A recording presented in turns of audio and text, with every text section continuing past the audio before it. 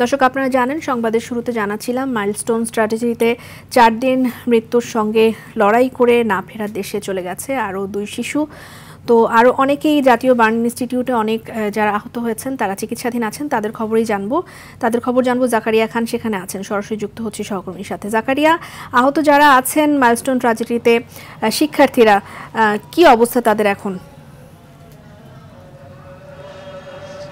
রিদওয়ানা, গত 21 জুলাই ঢাকার রাজধানীর মাইলস্টোন স্কুল অ্যান্ড কলেজে যেই হৃদয় বিদারক একটি বিমান দুর্ঘটনার ঘটনা ঘটে, সেই ঘটনায় কিন্তু এই মুহূর্তে রাজধানীর বার্ন ইনস্টিটিউটে চিকিৎসা নিচ্ছেন 44 জন।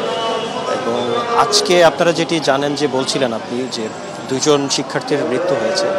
একজন হচ্ছে মাহতাব ভুইয়া এবং আরেকজন হচ্ছে মাহিয়া। মাহতাবের পরিবার কিছুক্ষণ আগে তার মরদেহটি নিয়ে তার গ্রামের বাড়ি দেবিদ্বারের উদ্দেশ্যে রওনা দিয়েছেন তার অন্তিম সৎকারের জন্য।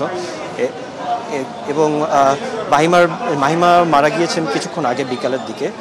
তার মরদেহটি এখন এখানে আছে, পরিবারের কাছে স্থানান্তর করা হয়নি। আর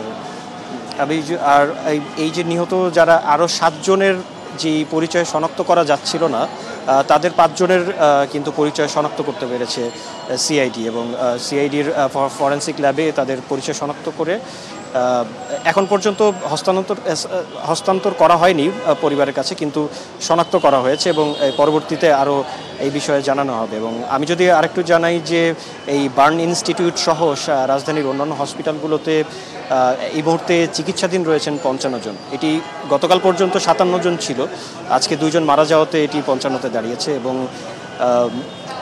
এই যে বার্ন ইনস্টিটিউটে যারা আছেন বা যেখানেই আছেন শিক্ষার্থীরা বা এই ঘটনায় হতাহতরা, তাদের উন্নত চিকিৎসায় এবং যথাযথ চিকিৎসায় এর আগে কিন্তু গতকাল ভারতীয় দল এসেছিল, চিকিৎসক দল, এবং তার আগে থেকেই সিঙ্গাপুরের একজন বিশেষজ্ঞ ছিল এখানে। এবং আজকে কিছুক্ষণ আগে আমরা খবর পেয়েছি যে চীনের বিশেষজ্ঞ চিকিৎসক দল কিন্তু ঢাকায় ল্যান্ড করেছে। তারা এখন হাসপাতালে এসে পৌঁছেনি, কিন্তু তারা খুব শীঘ্রই এসে পৌঁছে যাবে এবং চিকিৎসা কার্যে অংশ নেবেন।